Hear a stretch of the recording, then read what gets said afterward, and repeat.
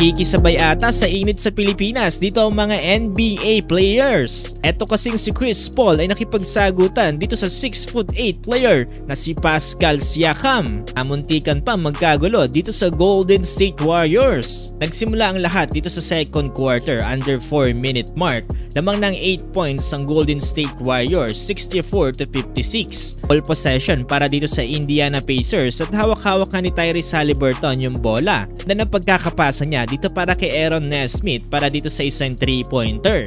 So nga lang, mintis yung naging tira niya dito. So dito na nga nagsimula yung gulo sa pagitan ni Chris Paul at ni Pascal Siakam. Pansin siguro dito ni Pascal Siakam na si Chris Paul lang yung nagbabantay sa kanya, kaya naman sinubukan niyang kumuha dito ng isang offensive rebound. Pero parang hindi niya nagustuhan yung depensa na ginawa dito ni CP3.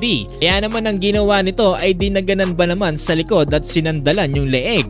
Parang ginawa na naman WWE. So dito sa pagkakataon na to, parang may sinabi na si Chris Paul dito sa referee na si Tony Brothers. Puro gusto ni CP3 na mangyari ay tawagan ng foul dito si Pascal Siakam. Umikot ulit yung bola para dito sa Golden State Warriors. Ganda ng step back 3-pointer sana dito ni Steph. Kaso nga lang mintis yung kanyang 3-pointer.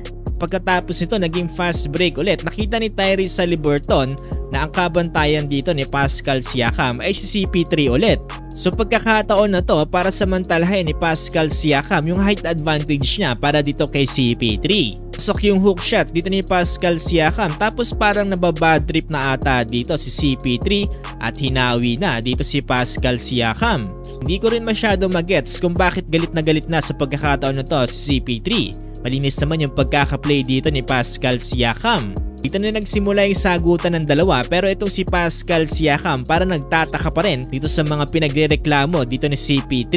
Ay nga sa pagkawala sa focus dito ni CP3 ay unti-unting na turn around ang laban. Eto pa nga, hindi na talaga nakataes dito si Chris Paul at during fourth quarter, eto matatapos na nga lang yung laban, dito na siya naglabas ng sama ng loob sa mga officials at isa na nga dito si Tony Brothers. Siguro hindi maganda yung sinabi dito ni Chris Paul dahilan para ma-eject pa siya dito sa game with last 6 seconds na lang remaining dito sa fourth quarter. Sabi nga dito ng broadcaster, no, dala daw yan ng frustration dito ni Chris Paul dahil sa mga nangyari. Natapos ang laban, no, nanalo pa dito ang Indiana Pacers sa final score na 123-111.